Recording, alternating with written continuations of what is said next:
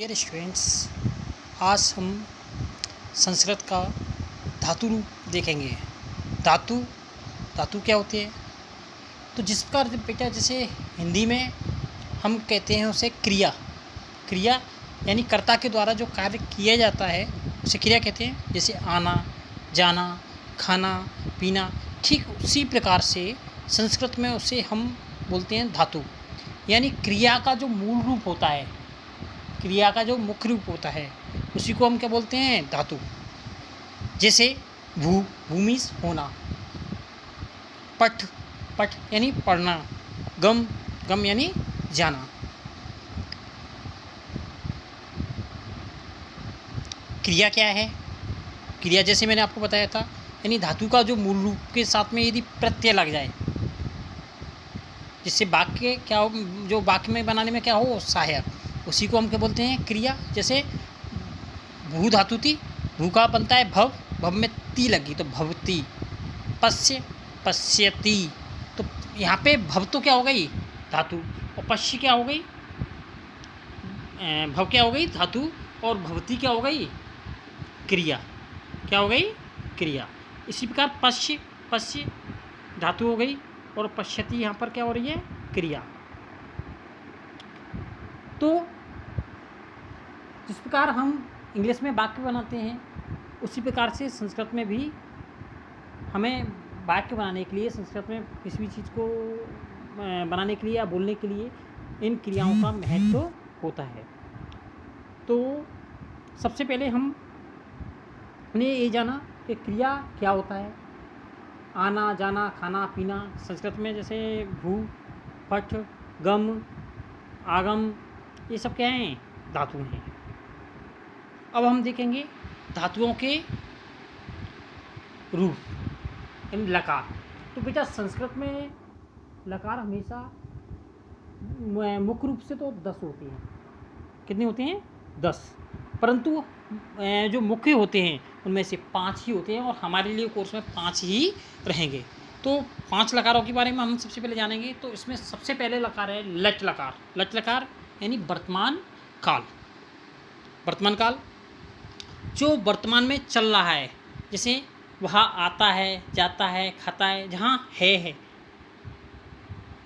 रहेगा, भविष्य हो जाएगा। लेकिन जहाँ पर वर्तमान यानी रनिंग समय की, जो वर्तमान समय की, चलने वाले समय की बारे में यदि बताया जाता है, उसे बोलते हैं हम वर्तमान काल। समझाया? वर्तमान काल क्या होता है? तो इसे बोलते हैं हम लट लकार। क्या बोलते हैं? लट लकार यानी वर्तमान काल। अब हम देखेंगे आगे, तो इसमें है लंग लकार। लंग लकार यानी भूतकाल। जो भी समय गुजर चुका उसको हम क्या बोलते हैं? भूतकाल। संस्कृत में भूतकाल को ही क्या बोलते हैं? लंग लकार। क्या बोलते हैं? लंग लकार। तीसरा हमारा लकार है लिरक्त लकार। लिरक्त लकार यानी भविष्यत काल, यानी आने वाले जो समय हैं। जैसे मोहन कल हमारे घर आएगा, तुम सब कल ऑनलाइन क्लास पढ़ोगे, यानी आज तो नहीं पढ़ रहे, कब पढ़ोगे? कल पढ़ोगे। इसी को हम क्या बोलते हैं? भविष्यत काल। तो संस्कृत में इसी भविष्यत काल को क्या बोलते हैं? लिरक्त लकार। क्या बोलते हैं? लिरक्त लकार। अगला है लोट लकार, आज्ञार्थक। यानी जब किसी को आदेश दिया जाता है, आज्ञा दी जाती है कि तुम जाओ, खाओ, पियो, तुम्हें ये करना चाहिए, सॉरी, आज्ञार्थक, यानी यदि किसी आदेश को दिया जाए तो उसे बोलते हैं हम लोट लकार। जैसे गुरु हमेशा आदेश देता है, चलो अपने घर जाओ, तुम्हें घर पे ही रहना चाहिए, घर से बाहर नहीं निकलना चाहिए, यानी आज्ञा दी जा रही है इसमें, तो इसको बोलते हैं हम लोट लकार। अब हम देखेंगे 5वां लकार कौन सा है, तो विधिलिंग लकार। विधिलिंग लकार यानी चाहिए के अर्थ में। जैसे तुम्हें ये खाना चाहिए, तुम्हें यहाँ पीना चाहिए, तुम्हें घर में पढ़ना चाहिए, इसी को हम बोलते हैं विधिलिंग लकार। कौन सा लकार? विधिलिंग लकार।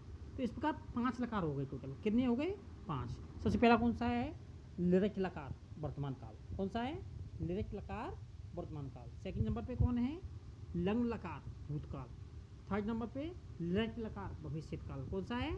लिरक्त लकार, भविष्यत काल। चौथा कौन सा है? लोट लकार, आज्ञार्थक। 5वां कौन सा है? विधिलिंग लकार। कौन सा? विधिलिंग लकार, चाहिए के अर्थ में। तो जैसा कि हमने जाने कि 5 लकार होते हैं। अब धातु के कैसे क्या रूप रहते हैं इसमें, तो सबसे पहले हम रूप देखेंगे। अभी हम आपको ये नहीं बता रहे कैसे रूपों का इनका प्रयोग कैसे होता है, वाक्य में कैसे यूज़ किया जाता है, लेकिन सबसे पहले हमें रूप की जानकारी होनी चाहिए। तो सबसे पहले भू धातु, भू धातु से यदि हम आपको रूप बनाना बताते हैं, तो जैसे भू धातु के लच लकार यानी वर्तमान काल में, कौन से लकार में चल रहे हैं हम, वर्तमान काल में, पहले वाले में, फर्स्ट में, यानी इससे बोलते हैं लच लकार। कौन सा लच लकार, तो रूप हमेशा 3 वचन और 3 विभक्तियों में चलते हैं। वचन कौन कौन से हैं, तो एक वचन, द्विवचन और बहुवचन। कौन कौन से वचनों में, 3 वचनों में, एक वचन, द्विवचन और बहुवचन। एक वचन यानी जहाँ पर एक व्यक्ति की वर्णन किया गया हो, द्विवचन यानी जहाँ पर 2 व्यक्ति हो। हालांकि हमने हिंदी में और इंग्लिश में यदि हम देखते हैं तो वचन कितने होते हैं, 2 होते हैं, यानी एक वचन और बहुवचन, लेकिन यहाँ पर 3 रहती हैं। कौन कौन से, एक वचन, द्विवचन और बहुवचन।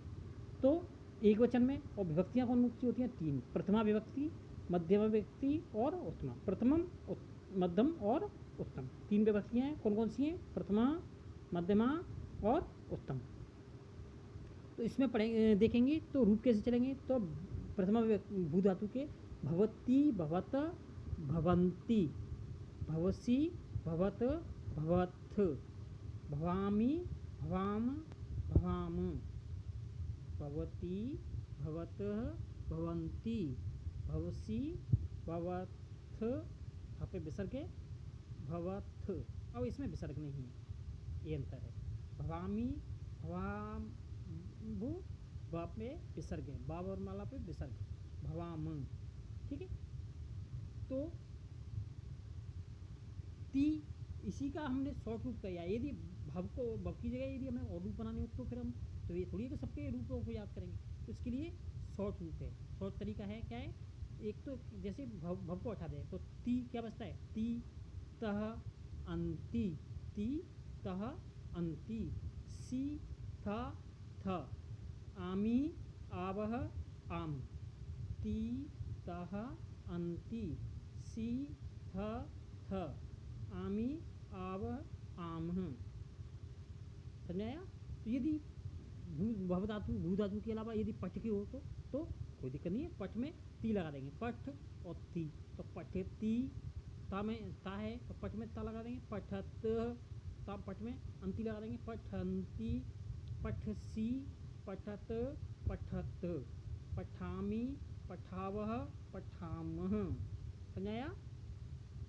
कैसे लाएंगे, देखो, पठती, पठत, पठंती, पठसी, पठत, पठथ, पठामी, पठावह, पठाम। समझाया। यदि गम के लगानी हो तो गम के चलते हैं गच्छ के रूप में। कैसे चलते हैं, गच्छ के रूप में। तो गच्छ देखो, गच्छति, गच्छतः, गच्छन्ति, गच्छसि, गच्छत, गच्छथ, गच्छामि, गच्छावह, गच्छामः। समझाया। हाँ, तो आपको ये रूप लर्न करने, याद करने, इनको लिखना है, ठीक है। इसके अलावा आपको पठ और गम दोनों की मैंने पढ़ के बताए थे, इनको अपने आप लिख के और मुझे व्हाट्सअप करना है। ओके।